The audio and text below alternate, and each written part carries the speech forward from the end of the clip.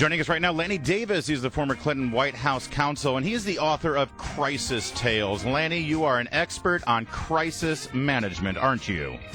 Well, I am, and I understand both of you guys are in trouble. I'm here to offer my service. Listen, we are constantly in trouble, Lanny. and you know that. But we don't want to listen. You are a very, very high-paid attorney in this town. You are very powerful. Can't afford me. Exactly. Yeah, exactly. No way I could afford. But you. here's someone who might be able to afford you because she's got tens of millions of dollars coming in from outside the state of Texas. Wendy Davis. I wonder if you've been following this story. Wendy Davis, of course, she's the hero of the left because she tried to filibuster an abortion thing. Let's set that aside for a minute. This week, she's running for governor of Texas, by the way. This week, some very damaging stories came out about some alleged misrepresentations in her personal bio. Have you followed how she handled this? Because do you think she's done a good job? I have, and I've been asked what would I have advised her as her crisis manager, and I think honestly I would have advised her to make different decisions than she made.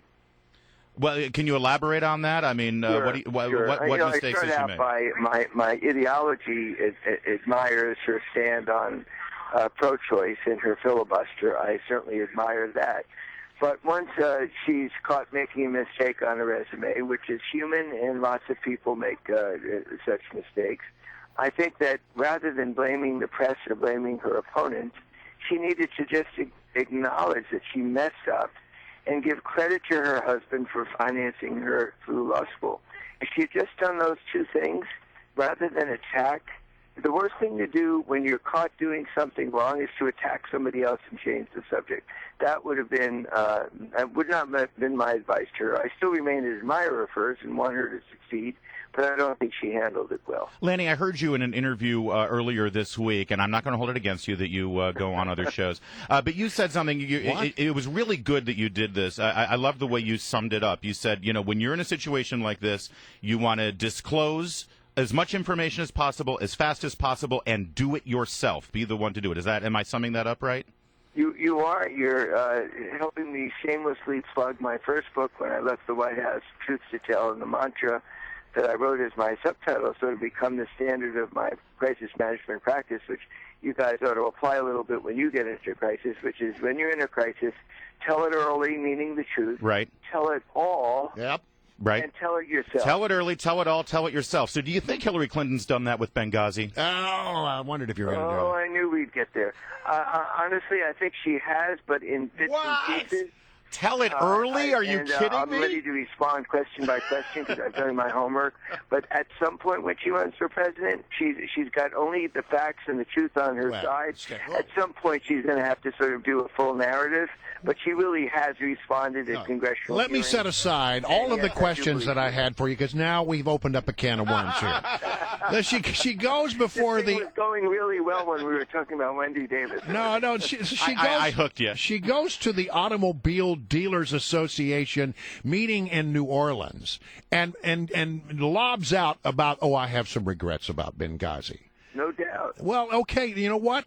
Why is it that we're going to the Automobile Dealers Association to give this mea culpa about regrets? Why can't we have a sit-down where she actually answers questions about this from reporters? Why doesn't she submit herself to that? And she certainly didn't tell the story early. That's for darn sure. Yeah, you lose on the early part. Or tell it early, tell it all, tell it yourself. She didn't do anything early.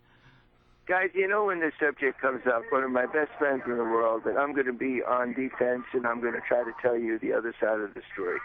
As soon as it broke, she organized a commission by Ambassador Pickering, a Republican ambassador for Republican at the State Department, Whitewash. and Admiral Mullen, a former chief of staff. No politics there. Oh, They right. came out with And neither of them ever Literally, interviewed Hillary. She told the full story of everything she knew. Then she asked for recommendations. They blamed a systemic failure in her department. And what did she do? She said, I take responsibility and implemented every recommendation. Yeah. Who got fired? 4 people who were in No, they didn't get fired. They got moved around. Phone calls and didn't act responsibly were disciplined and given leave. Right. I don't know whether they've ever come back with it. Fair enough. Okay, Right. You're a very good friend and defender. Yeah, let me ask you this question about Hillary, though, because we heard this interview with Steny Hoyer. We don't need to go there. Just Steny's take on it was, look, you know what? I don't think it's a given that Hillary's going to run.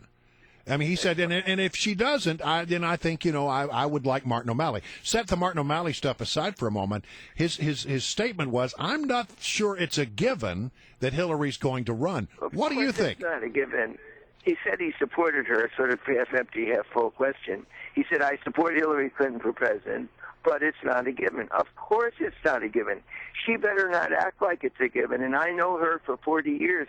She's going to work her tail off and earn the nomination one vote at a time. No, it's not about whether or not she will run. She does not believe it's a given.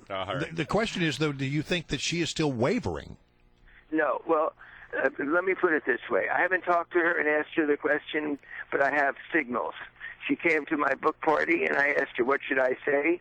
And she said, for 40 years, I've told you what to say, and you've never listened to me, so why should I tell you? All right, Lanny. I think she is thinking about it, and I think she probably will run, but I don't know for sure. But I'll tell you this, and you asked me the best question of the day. Is it a given? No, it is not. She's got to work her tail off to win this nomination. All right. And by the way, as to Martin O'Malley, he's my governor. I supported him. He has failed in his leadership on health care in Maryland, and he's got to explain that failure to voters before he runs for president. Wow, shots fired. Lanny Davis, thank you so much. We're going to not comment on the fact that you had a book party and invited Hillary and not us. Yeah, I wasn't invited. This concludes our Defend Hillary Clinton at All Costs next under... book, you'll be invited if you have a crisis or two that you hire me for. Thanks, Lanny. Listen, I'm telling you, just hang around. It's likely to happen. This concludes our Defend Hillary Clinton at All Costs Despite the Fact segment for this week, and we'll have Lanny back next week.